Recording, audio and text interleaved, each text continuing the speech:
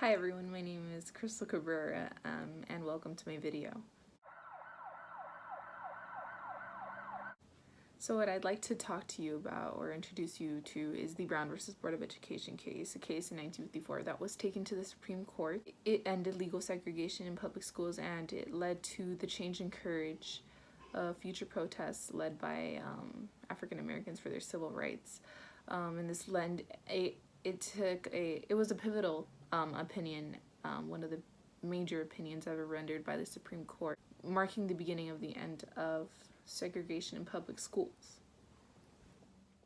So in 1896, the Plessy versus Ferguson case, which had a lot to do, or led up to the Brown versus Board of Education case, was about Plessy, who looked white but was 1/16th African American, and for this reason he could not ride the same bus as the other white men, and had filed a lawsuit against this because he had justified that it violated the 14th Amendment.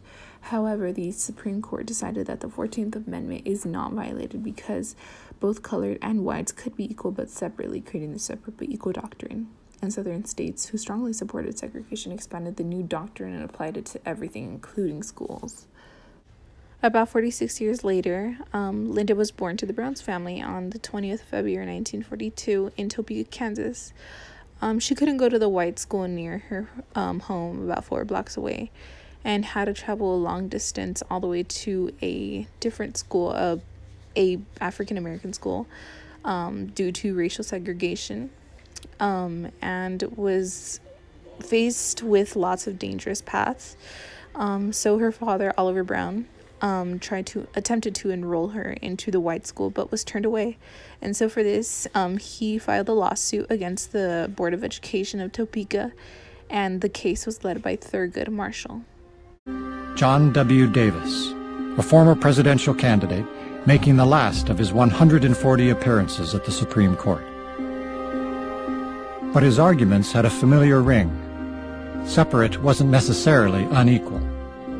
Blacks should be happy with the way things were. Didn't states have the right to educate their children as they saw fit? When the 3 days of arguments were over, Davis was heard to remark, "I think we've got it won, 5-4, or maybe 6-3.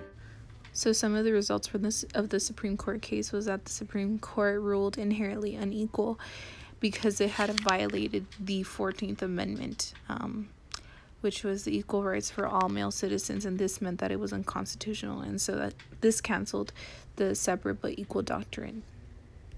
Some of the long-term results were that the integration of the black and white schools were finally allowed, and protests for civil rights in the future was completely motivated, and hope for a better future, of course, was also promoted.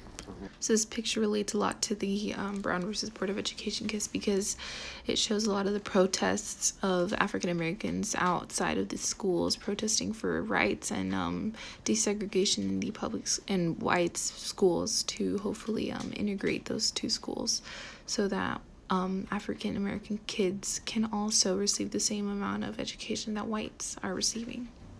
This case was a huge breakthrough for the African Americans pushing for this, and it was a huge success leading to the future hope and better, of course, future.